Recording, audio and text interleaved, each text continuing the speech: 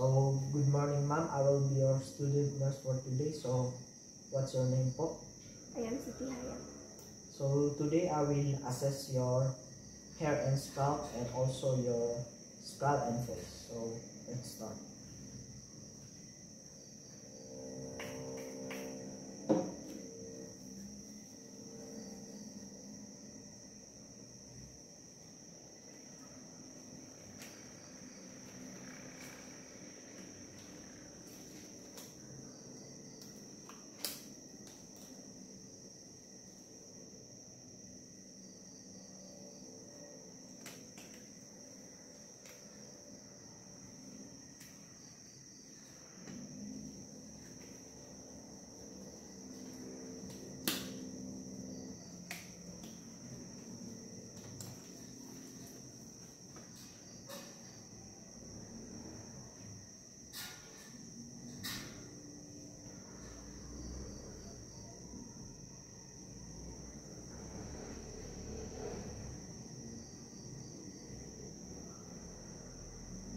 So, ma'am, the color of your hair is dark and the length naman po is long.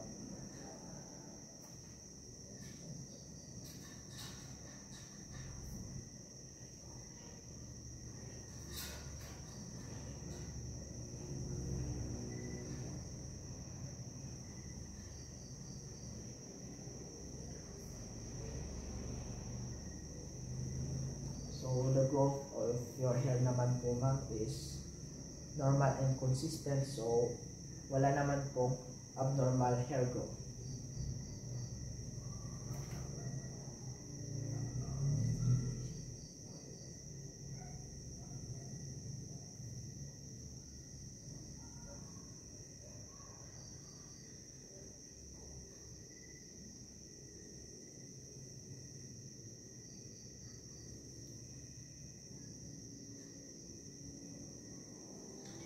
So, the distribution of your hair naman po is normal and consistent.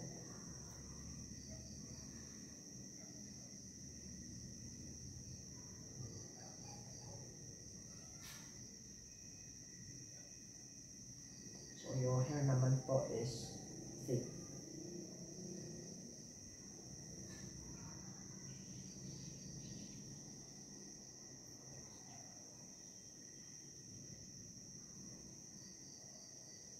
So, the texture and oiliness naman po. So, your hair po is oily.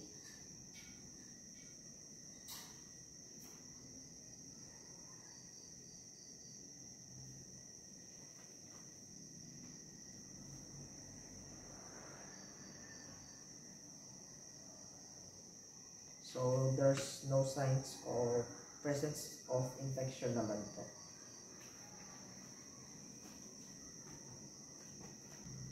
So, ma'am, ang next po na gagawin natin is ang assessing the head na naman po. So, let's start.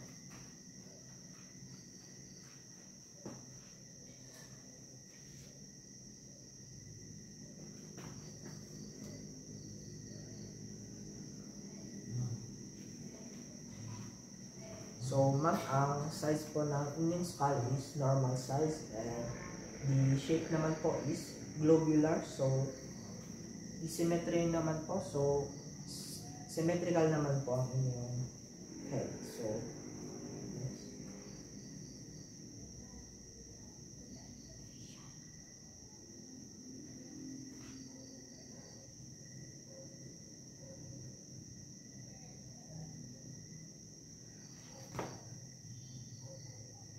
So, yung facial structure nyo naman po is symmetrical and the hair growth naman po is symmetrical rin po.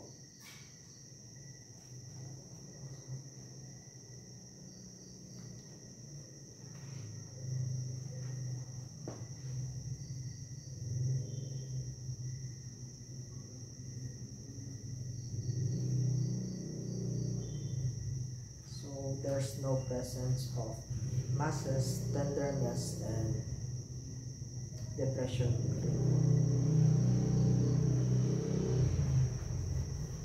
So, ma'am, paki-elevate po ang inyong eyebrows.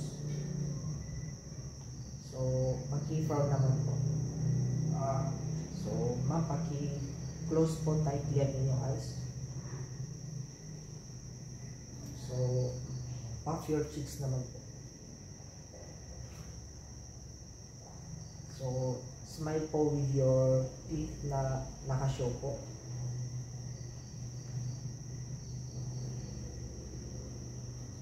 So, based po sa ating findings sa inyong symmetry of your facial movements, so symmetrical naman po yung mga facial movements.